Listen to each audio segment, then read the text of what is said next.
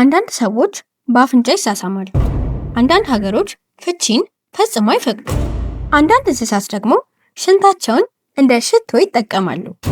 ይህ ሁሉ በፍቅርና በግንኙነት ዙሪያ ነው። ቲና መታለች። ሄይ ጋይስ፣ ቲና መታለች። ሄይ ጋይስ፣ ሌትስ ጎ። በዛሬው ቀለሜ ቦነስ እጃችሁን በአፋችሁ የሚያስጭናችሁ 5 የዓለም ድንቃድንቅ ክስተትና ታሪኮችን ይዤላችሁ ቀርቤያለሁ። እስከ ቪዲዮ ፍጻሜ ድረስ አብራችሁን ቆዩ። ቀለሜ አካዳሚ።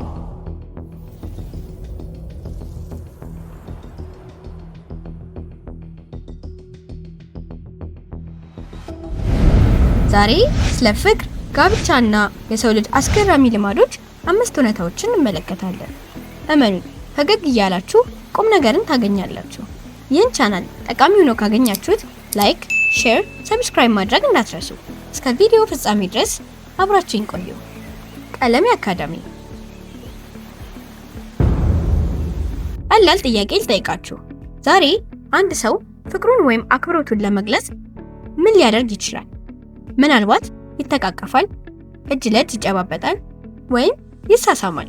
ነገር ግን ከ3000 ዓመታት በፊት ወደ ኤንሸንት ኢጅፕት ብንሄድ ምናልባት ትንሽ ልንገረም እንችላለን። ምክንያቱም በዚያን ዘመን አንዳንድ የግብጽ ሰዎች ፍቅርንና አክብሮትን የሚገልጹት በአፍንጫቸው ነበር። አዎ፣ ከንፈር ለከንፈር ሳይሆን አፍንጫ ለአፍንጫ። ይህ ዛሬ ለኛ እጅግ እንግዳ ሊመስል ይችላል፣ ግን በዚያን ዘመን ይህ የተለመደ ነበር። እዚህ ላይ አንድ አስተሳሽ ነገር አለ። ሰዎች ብዙ ጊዜ የራሳቸውን ባህል እንደ መደበኛ ያዩታል፣ የሌላ ሰው ባህል ደግሞ እንግዳ አድርገው ይቆጥሩታል። ለምሳሌ እኛ አፍንጫ ለአፍንጫ መነካካትን እንደ እንግዳ ልናየው እንችላለን፣ ግን ለነሱ ዛሬ እኛ የምናደርገው ነገር ማለትም ከንፈር ለከንፈር መሳሳም እንደ እንግዳ ሊመስላቸው ይችል ነበር። አዎ፣ የጥንት ግብፃውያን ይሳሳሙ የነበሩት በከንፈራቸው ሳይሆን በአፍንጫቸው ነበር። በእርግጥ ዓለማችን በጣም የተለያዩ ባህሎች ያሉባት ቦታ ነች። አንዳንድ ሀገሮች ሰዎች እጅ በእጅ ይጨባበጣሉ፣ አንዳንዶች ይተቃቀፋሉ፣ ሌሎች ጉንጭ ለጉንጭ ይነካካሉ፣ አንዳንዶችም አፍንጫ ለአፍንጫ። እረ እንኳንም ከንፈር ለከንፈር ያልሆነ። አስበኸዋል? ጓደኛህ ሚስትህን ለሰላምታ ነው ብሎ ኦ ማይ ጋድ! ዋው! ከሺህ ዓመታት በኋላ አንዳንድ ማህበረሰቦች ተመሳሳይ የሰላምታ ወይም የፍቅር መግለጫ የሆኑ ባህሎችን አሁንም ይጠቀማሉ። ይህ ደግሞ አንድ ጥሩ ሌሰን ይሰጠናል። አንድ ባህል ለኛ እንግዳ መሆኑ ስህተት ነው ማለት አይደለም፣ ብቻ ከኛ የተለየ ነው ማለት ነው። ሰዎች በቋንቋ፣ በባህል፣ በልምድ ሊለያዩ ይችላሉ፣ ግን መከበር የሚገባው ሰውነታቸው ነው እና ምናልባት ሁሉም ሰው ይህን ተረድቶ መኖር ቢችል ወንድም በወንድሙ ባልተነሳ ነበር። እናንተስ በዛሬው ዘመን አፍንጫ ለአፍንጫ የሰላምታ ባህል ቢኖር ትለምዱት ነበር? ኮሜንት ላይ ንገሩኝ። እንግዲህ ሰዎች ፍቅራቸውን በተለያየ መንገድ እንደሚገልጹ አየን። አሁን ደግሞ ጋብቻን በጣም በተለየ መልኩ የሚመለከቱ ሀገሮችን እንመልከት። Wait for it. Here it comes. Almost there. እስቲ ይህን አስቡ። ዛሬ ተጋባችሁ፣ ሁሉም ነገር ጥሩ ነው። ግን ከተወሰኑ ዓመታት በኋላ ነገሮች መቀያየር ጀመሩ። ሁለታችሁም ለመለያየት ወሰናችሁ። ከዚያስ? በብዙ ሀገሮች ፍቺ የተለመደ የህግ ሂደት ነው፣ ግን በዓለማችን ላይ ጥቂት ቦታዎች አሉ። እነዚህ ቦታዎች ጋር ነገሩ ፈጽሞ የተለየ ነው። ፊሊፒንስ እና ቫቲካን። በእነዚህ ሀገሮች ጋብቻ እጅግ ቅዱስና ዘላቂ ቃል ኪዳን ነው። ስለዚህ ፍቺ በብዙ ሁኔታዎች አይፈቀድም። ለምን እንደዚህ ያስባሉ ልትሉ ትችላላችሁ። ምክንያቱም ለነሱ ጋብቻ በሁለት ሰዎች መካከል ያለ ስምምነት ብቻ አይደለም፣ የህይወት ሙሉ ቃል ኪዳን ነው። ይህ ትክክል ነው ወይስ አይደለም የሚለው በሌላ ውይይት የሚፈልግ አጀንዳ ነው። ግን የሚያስደንቀው ተመሳሳይ የሰው ልጅ ግንኙነት በተለያዩ ባህሎች ምን ያህል በተለየ መንገድ እንደሚታይ ነው። አንድ ቦታ የተለመደ የሆነው በሌላ ቦታ ሊታሰብ እንኳን ላይችል ይችላል።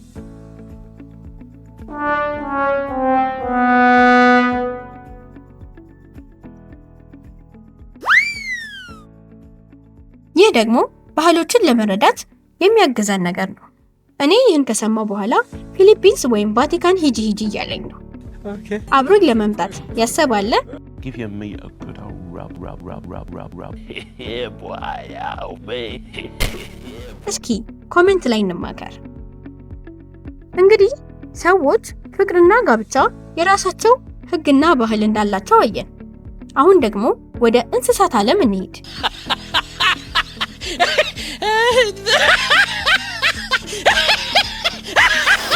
ወይት ይህን ስትሰሙ ምናልባት ለማመን ይከብዳቸዋል።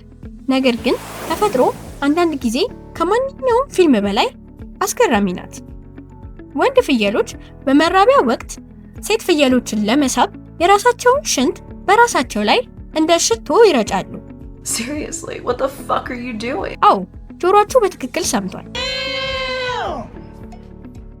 ግን እዚህ ላይ የሚገርመው ነገር ለኛ እንግዳ የሚመስለው የባህሪ ለፍየሎች ደግሞ መደበኛ ነው። ምክንያቱም እነሱ በሽታ እርስ በርሳቸው ይግባባሉ። በሌላ አነጋገር ለነሱ ይህ የተፈጥሮ ምልክት ነው። በእንስሳት ዓለም እንዲህ ያሉ እጅግ ብዙ አስገራሚ ባህሪያት አሉ። አንዳንድ ወፎች ዳንስ ይጨፍራሉ። አንዳንድ እንስሳት ስጦታ ያመጣሉ። አንዳንድ ደግሞ ልዩ ድምጽ የሚያወጡ አሉ። ሁሉም ግን አንድ ዓላማ አላቸው፣ መራባትና ዘራቸውን ማስቀጠል። ይህ ደግሞ አንድ ነገርን ያስተምረናል። እኛ ከሰው አመለካከት ብቻ ስናይ ብዙ የተፈጥሮ ነገሮች እንግዳ ይመስሉናል። ግን ተፈጥሮ የራሷ ሕግ አላት እና ብዙ ጊዜ ከምናስበው በላይ ፈጠራማ ናት። እናንተስ ከእንደዚህ አይነት የእንስሳት ባህሪያት የማንን ታውቃላችሁ? ኮሜንት ላይ ንገሩ። ከእናንተው ለእናንተው መልሰን በማራኪ አቀራረብ እናቀርበዋለን። ሁሉም ሰው የሚወደው ቀለም አለ። አንዳንዶች ሰማያዊን ይወዳሉ፣ አንዳንዶች ቀይን፣ ሌሎች ደግሞ አረንጓዴ። ግን የምትወዱት ቀለም በሰርጋችሁ ላይ እንዳይፈቀድ ቢነገራችሁስ? Wait a minute. Who are you? እንግዳ ይመስላል አይደል? ግን በቀደምት የስኮትላንድ አንዳንድ ትራዲሽናል የእምነት አካሄዶች መሰረት አረንጓዴ ቀለም በሰርግ ላይ ጥሩ እድል አያመጣም ተብሎ ይታመናል። ስለዚህ አንዳንድ ሰዎች አረንጓዴ ልብስን ከመልበስ ይቆጠባሉ። ወይት ቀለም እንዴት እድልን ሊወስን ይችላል?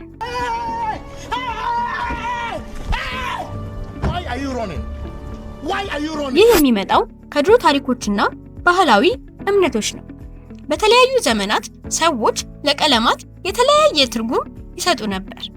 አንዳንድ ቀለሞች ደስታን ይወክላሉ፣ አንዳንዶች ሐዘንን፣ ሌሎች ደግሞ እድልን ወይም እድለቢስነትን ሊተረጉሙ ይችላሉ። በአንዳንድ ሀገሮች ነጭ ቀለም የሰርግ ምልክት ነው፣ በሌሎች ደግሞ የሐዘን ምልክት ሊሆን ይችላል። ይህ የሚያሳየን አንድ ነገር አለ። ቀለሞች ተመሳሳይ ቢሆኑ ትርጉማቸው በባህል ይለያያል እና ምናልባት አንድ ቀለም ብቻ ብለን የምናየው ለሌላ ሰው ትልቅ ታሪክ ወደ ኋላው ይዞ ሊሆን ይችላል። እንበልና ከዓመታት በፊት በስኮትላንድ ሀገር ልትሞሸሩ ነው። በእናንተ ባህል አረንጓዴ እንደ ማንኛውም ቀለም ነው። ነገር ግን የስኮቲሾችን ባህል በማሰብ በሰርጋችሁ ላይ አረንጓዴ ቀለም ጨርሶ እንዳይታይ ትከለክሉ ነበር? ይህንንም ንገሩኝ፣ ኮሜንት ላይ እንወያያለን። እንግዲህ አንዳንድ ሰዎች ለጋብቻ ቀለምን ይመርጣሉ፣ አንዳንዶች ደግሞ ኮከቦችን። አንድ ጥያቄ ልጠይቃችሁ።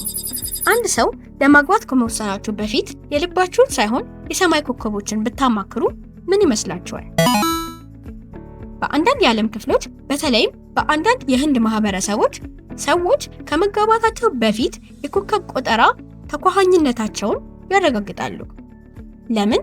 ምክንያቱም ጋብቻ የአንድ ቀን ውሳኔ አይደለም፣ የዓመታት ጉዞ እንጂ። ስለዚህ ብዙ ሰዎች ከመወሰናቸው በፊት ሁሉም ነገር ፐርፌክት መሆኑን ለማረጋገጥ ይፈልጋሉ። ለዚህም የኮከብ ቆጠራን ይጠቀማሉ። ወይት ይህ ሳይንስ ነው፣ ባህል ነው ወይስ እምነት? መልሱ እንደየሰው አመለካከት ይለያያል።